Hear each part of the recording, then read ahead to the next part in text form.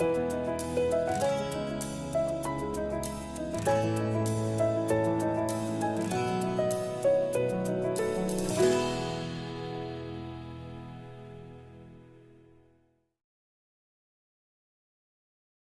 में मेरे प्यारे भाई और बहनों, आप सबको शांति मिले। पवित्र बाइबल से आज का मनन चिंतन का विषय है भोलेपन की प्रशंसा। इसका विवरण हम संत लूकास के अनुसार सुसमाचार अध्याय 10 पद संख्या 21 से 24 तक में पाते हैं। आइए हम बड़ी भक्ति से प्रभु का वचन सुने। प्रभु आप लोगों के साथ हो और आपके आत्मा के साथ। संत लूकास के अनुसार पवित्र सुसमाचार। प्रभु की जय।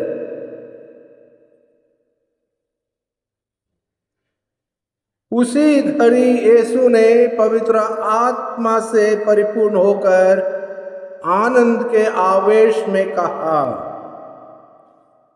पिता, स्वर्ग और पृथ्वी के प्रभु, मैं तेरी स्तुति करता हूँ, क्योंकि तूने इन सब बातों को ज्ञानियों और समझदारों से छिपाकर नीरे बच्चों पर प्रकट किया है।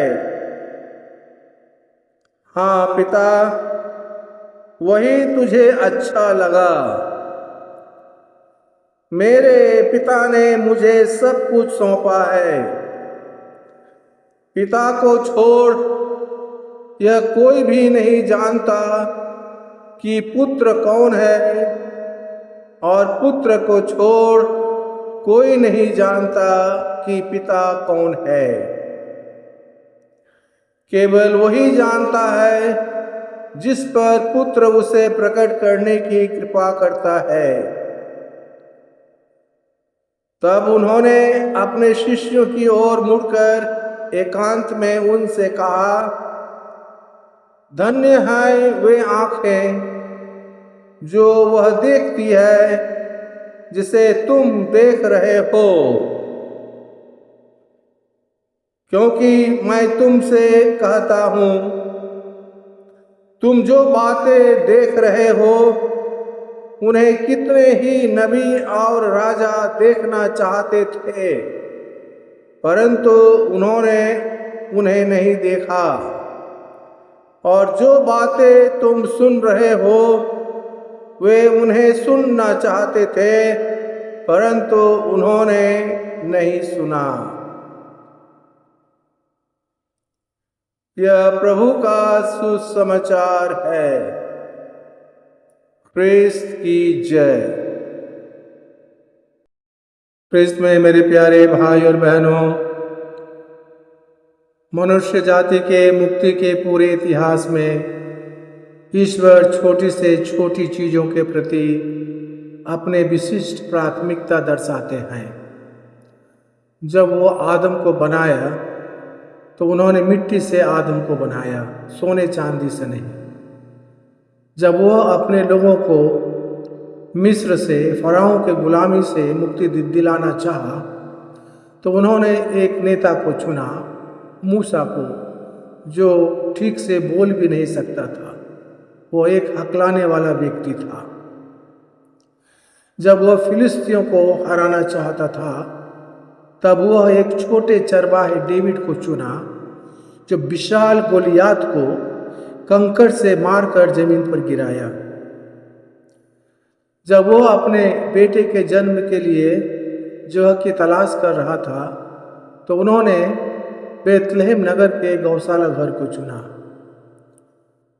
जब वह यीशु के लिए एक माँ की जरूरत थी, उन्होंने नाज़रेत गांव के एक साधारण परिवार से एक साधारण लड़की मरियम को चुना। इस प्रकार हम देखते हैं कि ईश्वर अपने छोटी से छोटी चीज़ों के प्रति अपना विशिष्ट प्राथमिकता दर्शाते हैं। प्यारे भाई बहनों, आज के सुसमाचार के अनुसार हम 3 चीज़ों पर मनन करेंगे। पहला, ईश्वर की स्तुति करना।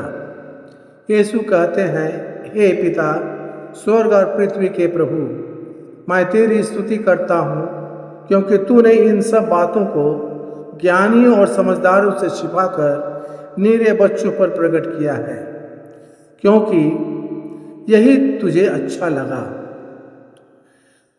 तू मुझे सब कुछ सौंपा है। पिता को छोड़कर कोई नहीं जानता कि पुत्र कौन है, और पुत्र को छोड़कर कोई नहीं जानता कि पिता कौन है। उसे केवल वही जानता है जिस पर पुत्र उनको अपने ऊपर प्रकट करता है। प्यारे भाई और बहनों, प्रभु यीशु ने अपने आप को हमारे ऊपर प्रकट किया। हम नीरे बच्चों की तरह है जिसे विश्वास का दान मिला है, और हम पिता ईश्वर को प्रभु यीशु के साथ पहचाने हैं, प्रभु यीशु में पहचाने हैं, प्रभु यीशु के द्वारा पहचाने हैं। दूसरी बात यह है मुक्ति का उत्सव। यीशु अपने शिष्यों से कहते हैं, धन्य है वो आंखें जो मुझे देखती है, धन्य है तुम्हारा कान जो मुझे सुनता है, क्योंकि बहुत से नबी और राजाओं ने सुनना चाहा, नहीं सुन सका, देखना चाहा, नहीं देख सका। प्यारे भाई और बहनों, यीशु अपने शिष्यों के साथ आनंदित हैं। क्यों? क्योंकि पिता ने उन्हें शिष्य बनने का सौभाग्य प्रदान किया है। हम लोग जो ईश्वर के संतान कहलाते हैं, उनके विशेष रूप से शिष्य शिष्या बन गए हैं। हम भी ईश्वर के साथ उत्सव पालन करें, अपने आत्मा के अंदर कि प्रभु हमारे साथ है, प्रभु हमारे साथ सब समय है। इसीलिए हमको आनंद मनाना है, किसी बात की चिंता नहीं करना है, प्रभु पर अपना विश्वास प्रकट करना है। तीसरी बात यह है प्यारे भाई बहनों, मसीह को पहचानना।